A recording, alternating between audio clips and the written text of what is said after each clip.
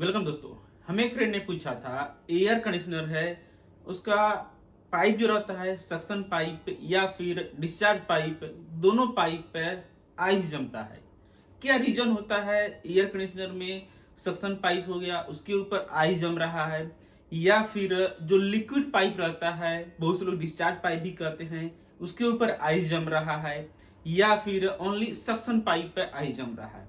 Basic जो है air conditioner में आही जमने का कुछ तीन टाइप से होते हैं। फर्स्ट हो गया सक्शन पाइप आही जम रहा है, सेकेंड हो गया लिक्विड पाइप पे आही जम रहा है, थर्ड नंबर हो गया दो के दोनों पाइप पे आही जम रहा है।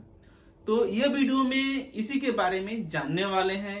ये जो आइस आने का फॉल्ट जो है कॉमनली है, हर एक एसी में कभी न कभी आइस आएगा। तो चीजें हमें मालूम होना चाहिए कौन कौन से कंडीशन में किस पाइप पे आइस आता है। अगर आपको मालूम है तो वीडियो को स्किप कर सकते हैं, नहीं मालूम है तो आप पूरा वीडियो देखें, आपको फुल इंफॉर्मेशन मिलने वाला है। वीडियो अच्छा लगे तो लाइक कर सकते हैं, नहीं तो आप डिसलाइक कर सकते हैं।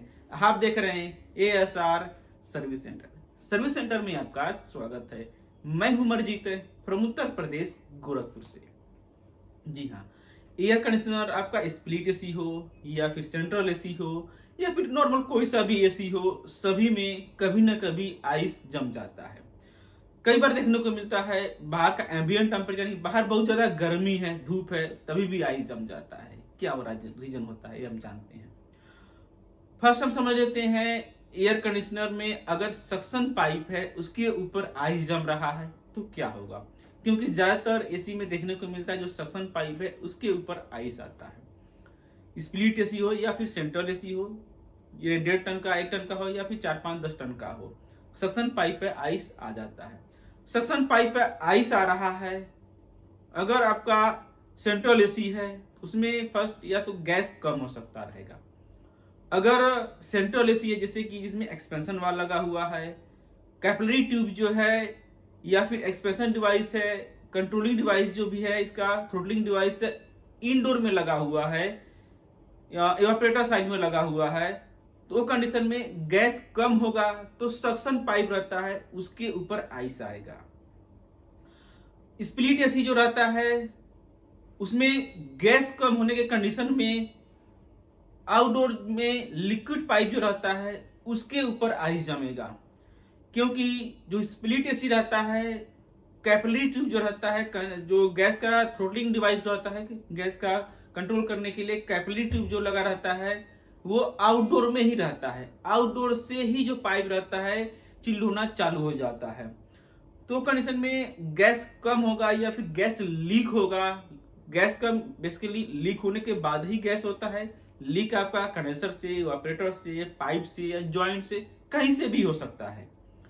बट गैस कम होने के कंडीशन में अगर स्प्लिट एसी है या कोई सा भी नॉर्मल एसी है, उसका कैपिलरी ट्यूब जो लगा हुआ है, एक्सपेंशन वाल या कैपिलरी ट्यूब जो ज्यादातर रहता है छोटे एसी में, आउटडोर में लगा रहता है, तो वहां पे गैस कम होगा तो कैपिलरी ट्यूब के आगे से ही आइस फ्रॉस्ट होना चालू हो जाएगा। अगर गैस कम है, आइस आ रहा है कैपिलरी ट्यूब पे, लिक्विड लाइन पे, उसमें कंडीशन में आप गैस चार्ज करेंगे, टॉप अप करेंगे तो गैस चार्ज होगा। जैसे ही आपका गैस 35 psi या 40 psi के नियर बाई आएगा, गैस जो आइस जो है डिफ्रॉस्ट होना चालू हो जाता है। आइस नॉर्मल लिक्विड पाइप पे है वो कंडीशन में। अगर आपका सक्शन पाइप पे आइस आया हुआ है तो वो कंडीशन में आप गैस चार्ज नहीं करेंगे।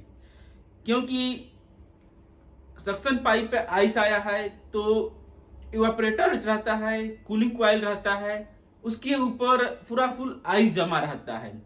इंडोर में जब आइस जमा रहेगा तो कभी भी आप गैस चेक करेंगे तो गैस जो रहता है उसका प्रेशर कम ही शो करेगा। नॉर्मल कंडीशन में शो, नॉर्मल जो रहता है शो नहीं करेगा। सक्शन पाइप पे आइस आया हुआ है, सबसे पहले आप चेक कर सकते रहेंगे इवापोरेटर में जाकर के जो कूलिंग कॉइल रहता है उसमें कितना आइस आया हुआ है। अगर उसमें पूरा फुल इवापोरेटर पे आया हुआ है, जमा हुआ है बर्फ, तो कंडीशन में गैस ना चालू करें। एसी को जो है फैन मोड पर चालू करके उसे कुछ टाइम के लिए छोड़ दे, जिससे आइस जो है उसका डिफ्रॉस्ट हो सके, आइस जो रहता है पिघल जाए। उसके बाद ही इसमें गैस चेक करें, गैस का क्या कंडीशन है, कम है या क्या प्रॉब्लम है। सक्शन पाइप पे आइस आता है, वो कंडीशन में ज्यादातर प्रॉब्लम होता है सर्विस प्रॉपर ना होना। सर्विस मीन्स क्या, जैसे कि एयर फिल्टर रहता है, फर्स्ट यही ज्यादातर होता है। एयर फिल्टर अगर उसका ब्लॉकेज रहेगा तो कंडीशन में क्या होता है, हवा जो रहता है सर्कुलेट प्रॉपर नहीं हो पाता है। जो गैस, लिक्विड जो गैस रहता है इवापोरेटर में आता है, और इवापोरेटर में क्या होता है, रूम के टेम्परेचर को, हीट को सक करके गैस जो है वाष्प में परिवर्तन हो जाता है, उसका बॉयल अप हो जाता है। गैस जो लिक्विड से वेप में यानी कि भाप में कन्वर्ट हो जाता है, गैस नॉर्मल आ जाता है। जब गैस नॉर्मल गैस में हो जाएगा तो आइस नहीं जमेगा। बट फिल्टर जो रहता है ब्लॉक रहेगा, जहां पर ये फिन्स है, बाहर से हवा जो इसके ऊपर नहीं आ रहा है, और इवापोरेटर है, इसमें के अंदर लिक्विड जाएगा तो लिक्विड क्या होगा, ठंडा ही रहेगा। और गैस का क्वालिटी ऐसा रहता है, जहां पे थोड़ा सा ठंडा पाएगा तो और ज्यादा ठंडा होने लगेगा, और गैस का क्वालिटी ऐसा है, जहां पे थोड़ा सा गर्म मिलेगा उसे, वो और ज्यादा गर्म होने लगेगा। ये इसके अंदर क्वालिटी रहता है, विशेषता रहता है।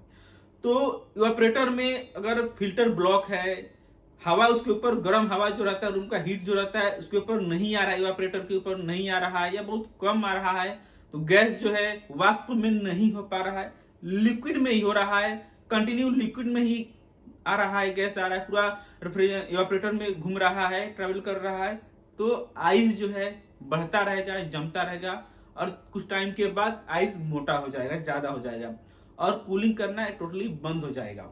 ये चीजें रहता है एयर फिल्टर ब्लॉक होने के कंडीशन में। एयर फिल्टर कई बार सर्विस है, साफ कर लिया गया है। उसके बाद सेकेंड होता है ब्लोअर का सही प्रॉपर तरीके से ना वर्क करना। कई बार हम देखते हैं एसी के सामने खड़े रहते हैं, हवा बहुत कम आता है, स्लो आता है। हवा अगर बहुत स्लो आ रहा है, एयर फिल्टर आपका ब्लॉक नहीं है, साफ है, तो कंडीशन में जो ब्लोअर मोटर रहता है उसका प्रॉब्लम हो सकता रहेगा। ब्लोअर मोटर का स्पीड कम होना, जहां पर कई बार रहता है ब्लोअर मोटर जो रहता है उसके अंदर बूस रहते हैं या फिर बैरिंग्स रहते हैं, वो जाम हो जाता है। जब ब्लोअर मोटर का स्पीड कम हो जाएगा, ब्लोअर व्हील या फिर कहीं पर टच हो रहा है या फिर जो बैरिंग जाम हो गया है, तो उसका स्पीड कम हो जाएगा। जब स्पीड कम हो जाएगा तो सेम प्रोसेस वही होगा, रूम का जो एक्सेस हीट जो रहता है वो सक नहीं कर पाएगा, इवापोरेटर के ऊपर नहीं आएगा, और फिर वही जो रहेगा लिक्विड फॉर्म में ही रहेगा गैस, और लिक्विड जाएगा तो आइस जमता रहेगा, प्रॉब्लम सेम करेगा। आइस जो है सक्शन पाइप तक बढ़ता जाएगा, और ये आइस जो है कंटिन्यू चल चल के कंप्रेसर तक भी चला जाता है। कई बार देखने को मिलता है कंप्रेसर के ऊपर तक भी मोटा आइस जम जाता है, तो इसका रीजन यही रहता है। उसके बाद आता है अगर ब्लोअर भी सही है, फिल्टर भी सही है, तो कई बार कंडीशन में ऐसा देखने को मिलता है ब्लोअर जो रहता है बहुत ज्यादा गंदा है, डस्टी है, या फिर इवापोरेटर जो रहता है वो बहुत ज्यादा उसके अंदर कचरा आ गया है। कई बार सर्विस जो है प्रॉपर ओपन करके नहीं होता है, सिर्फ ऊपर से ब्रश से सर्विस कर लिया जाता है। उसके अंदर जो मॉइस्चर, कचरा, डस्ट वगैरह जो भी रहता है फिन्स के अंदर जाकर के बैठ जाता है, ब्लॉक हो जाता है, कचरा बढ़ जाता है, तो फिर हवा जो है सर्कुलेट नहीं कर पाएगा। वो कंडीशन में इवापोरेटर को डिसमेंटल करके बाहर लेकर के केमिकल या फिर वाटर प्रेशर से इसे अच्छी तरह से सर्विस करना चाहिए, प्रॉब्लम सॉल्व हो जाएगा अगर सक्शन पाइप पे आइस आ रहा है तो। उसके बाद आता है, देखने को मिलता है दो के दोनों पाइप आइस आ रहा है। दो के दोनों पाइप पे आइस आ रहा है तो ज्यादातर स्प्लिट एसी जो रहता है उसी में ही देखने को मिलेगा, दो के दोनों पाइप पे आइस आएगा। सेंट्रल एसी जो रहता है उसमें दो के दोनों पाइप पे आइस कभी नहीं आएगा। स्प्लिट एसी जो रहता है क्या होता है, उसका आउटडोर में ही कैपिलरी ट्यूब लगा रहता है, थ्रोटलिंग डिवाइस जो रहता है आउटडोर में ही लगा रहता है। आउटडोर में रहता है तो गैस का प्रेशर जो है आउटडोर से ही कम होगा। तो कंडीशन में या तो कैपिलरी ट्यूब जो है ब्लॉक हो गया, या फिर उसके अंदर फिल्टर रहता है, फिल्टर जो रहता है ब्लॉक हो गया है, जिसकी वजह से गैस का जो प्रेशर है, बहाव है, वो कम हो रहा है। आउटडोर में नहीं, आउटडोर से जो है लिक्विड पाइप जो जा रहा है बहुत कम जा रहा है, प्रेशर गैस जा रहा है। तो गैस का क्वालिटी जैसा कि हमने बताया, गैस का ऐसा क्वालिटी है जहां पे इसका प्रेशर लो होगा टेम्परेचर ऑटोमेटिक लो हो जाएगा, और जहां पर टेम्परेचर लो होगा प्रेशर लो हो जाएगा। इसका गैस का ऐसा क्वालिटी है। तो प्रेशर जो है यहाँ पे क्या हुआ, फिल्टर ब्लॉक हो गया है। आउटडोर में फिल्टर ड्रायर होता है।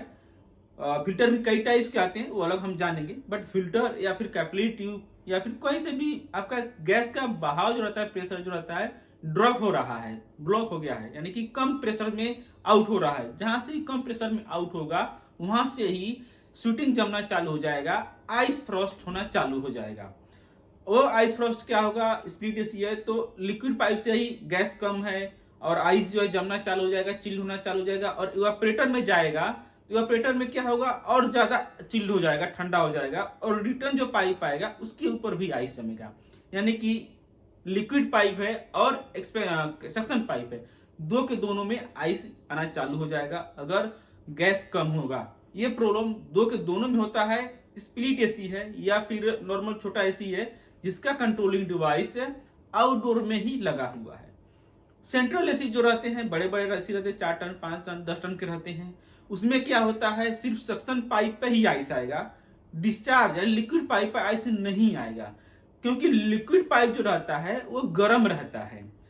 और जो कंट्रोलिंग डिवाइस है, थ्रोटलिंग डिवाइस जो है, एक्सपेंशन वाल्व या फिर ओवरफिश इवापोरेटर में लगा हुआ है, जैसे कि एचयू में लगा हुआ है या फिर ऑपरेटर फिन्स जो भी कर सकते हैं। बड़े कौन से एसी है, कंसिल टाइप है, कैसेट है या फिर डक्टेबल है, कौन से मॉडल है, वो मॉडल के ऊपर डिपेंड है, बट कॉमनली हम आपको बता रहे हैं। जिसमें फिर से आपको रिमाइंड कर देते हैं, गैस कम होने कंडीशन में स्प्लिट एसी है तो लिक्विड लाइन पे आइस आएगा और सक्शन लाइन पे आएगा, दो के दोनों में आएगा। या फिर ब्लॉकेज रहेगा, ओनली आपका गैस फुल है, सिस्टम में ब्लॉकेज रहेगा, इवापोरेटर साइड में ब्लॉकेज रहेगा, या फिर ब्लोअर का स्पीड कम है, या फिर इवापोरेटर जो है बहुत ज्यादा गंदा है, डस्टी है, गैस उसका बॉयल अप नहीं हो पा रहा है, तो कंडीशन में सक्शन पाइप पे आइस आएगा। ओनली जो है सक्शन पाइप आ रहा है तो इसका मतलब indoor submarine, evaporator submarine blockage हो सकता रहेगा।